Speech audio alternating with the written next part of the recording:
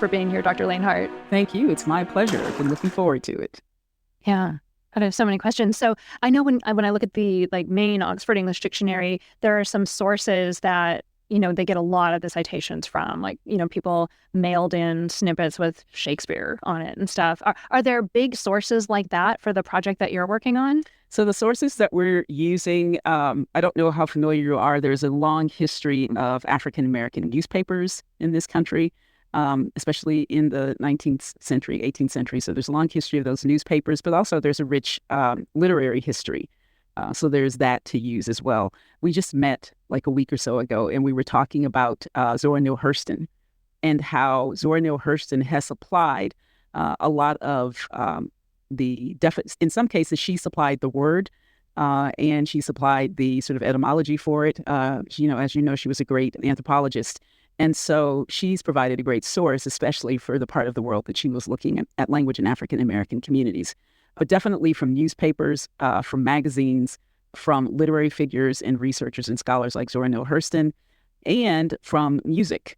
So music is another great source to find how African-American language is used in getting those citations. And as you can imagine, especially we just celebrated the 50th anniversary of hip-hop, there are a lot of attestations where we're looking at hip-hop and rap music as well. So I did not know about the history of Black newspapers. Can you talk about that? Yeah, there is definitely that long history, and part of it you can think of Black communities needing to have resources for their communities because otherwise it wasn't going to be covered by white newspapers, and doing stories on Black figures and things that are going on in Black communities in which the larger white community would not have been interested in, or would have been reporting in very different ways, right? So there are lots of there's a long periodical history of this newspapers, but there are also magazines as well. Now, of course, I'm familiar with some of the more 20th century magazines like, Jet and that sort of thing. But before those started, there's one here, Freedom's Journal, that was founded in 1827. That's the oldest one. The Chicago Defender, which was founded by Robert Abbott, that was 1905 and was once heralded itself as the world's greatest weekly. There is a long history. Let's put it that way. In terms of Black, the North Star was one. That's the one that was founded by Frederick Douglass in 1847. Nice. Yes. So the Liberator was one. That's who I was trying to think of. William Lloyd Garrison. Right. So there were some earlier ones, very early when we go back that far and talking about the early 19th century. Those were clearly geared towards liberation. Right. So freedom of Blacks in the country. So very much along that sort of anti-slavery type, abolitionist type publications. But yeah, lots of them have been digitized or in the process of being digitized. So you can go on in particular spaces and find these newspapers because that's a whole line of inquiry that people use.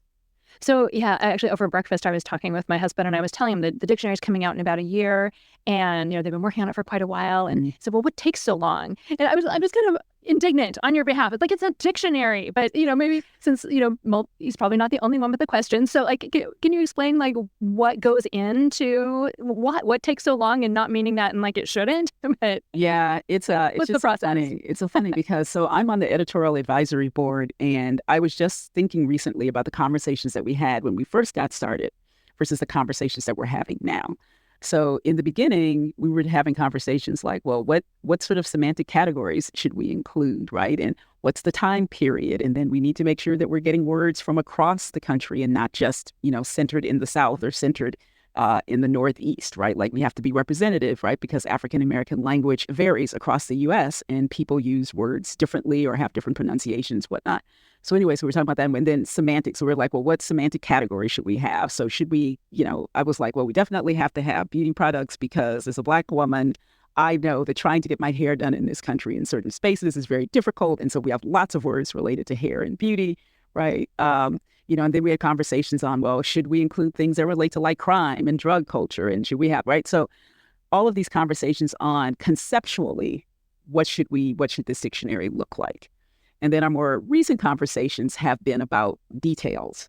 So at this point, there have been about 100 words that have been finalized, I believe, if I recall correctly. And it started really slow, right? At first, it's just okay, people are collecting things. We have researchers who are, like you said, the slips of paper, that kind of thing. They're getting these slips of papers because people could go online and suggest words and give meanings and stuff like that. And so just collecting, we're in this gathering phase. And now we've gathered quite a bit. And so now it's about, okay, we need to have to make decisions. So which words to include, they have to be supported by lots of historical data. And as you know, for something like African American language, we're more limited in sources than for mainstream white American English, right, in terms of those particular sources, because when we talk about English, we can go all the way back to Britain, and we could have something like Shakespeare or Chaucer or what have you, right? And so we don't use those, we don't have that same sort of lineage for African American language, but then, of course, African American language exists at that point. So part of it is finding what are the earliest attestations that we can have, and then what do we consider legitimate sources, right? How can we corroborate something that we find, right? So there's just a ton of research that goes into it. And so more recent conversations, like we had to have a conversation on what is the word going to look like? What's the head word going to be, for example? Because of oftentimes a disconnect between pronunciation and orthographic spelling, right? So a lot of the history for African American language is based upon an oral history. And so as a result, you'll also get differences in pronunciation. So for example, the word shorty is used in one part of the country, but in the South, it's shoddy. So which one gets the head word spelling, and then what gets to be the alternates? Those are difficult decisions to make. How do you decide? That's a good question. We have these conversations. We haven't gone into the conversation so much about shorty versus shoddy because that's still ongoing. So part of the ongoing thing is, what's the head word going to be? What's the spelling going to be? How are we going to record the pronunciations for those? And then how do we deal with the sources for those? So I'll give you a good example. One word we've had several conversations about is chitlins. To my surprise, I learned that the first attestation in the Black community was actually spelled chitterlings, which is the standard orthographic. But I was like, Black people don't say that. So I was like, no self-respecting Black person says chitterlings. And so it has to be chitlin. So we had a conversation about, well, what are we going to make the head word? Is the head word going to be chitterling? So when we first talked about it a few months ago, they had it as chitterlings. When I just saw it a week or so ago, it was chitlins, despite sort of this attestation of one of the earliest examples they have was chitterling. So we're having, conversations like that. Another one was, what's going to actually be the part of speech? So we had a difference of opinion about the part of speech about this one particular word. And part of that discussion was because the attestations they were seeing, they were trying to decide, does the attestation indicate it's really a verb, or is it an adverb, or is it a what? And so we were like, well, based on what we're seeing, we really think it is a verb, right? So, and they're like, okay, thank you for letting us know that. And then, as we finalize this, we will come back to you and show this to you, right? So those are the types of conversations, types of conversations we have on who constitutes being a viable source, right? So we had a discussion, for example, about someone like Joel Chandler Harris, who's representing African American language, and someone like Langston Hughes, right, who is African American and is representing African American language. So are they reliable sources? Who gets to be considered a reliable source, right? Who is actually relating, whether it's, in the newspaper or in their literature or whatever, who's doing this because they're actually representing those voices, or are they making it up and it's hearsay, right? So do they have direct evidence or indirect evidence? So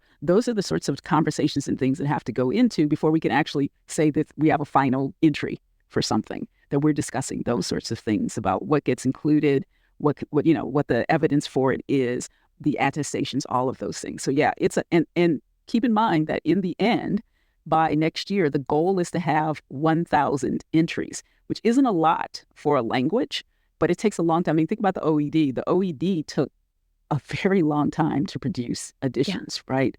Other dictionaries that we have on language, and in particular to language in the U.S., one of them is called the Dictionary of American Regional English, DARE, that was edited for quite some time. It started and edited by Fred Cassidy, who passed away, and then other people, Joan Houston Hall at the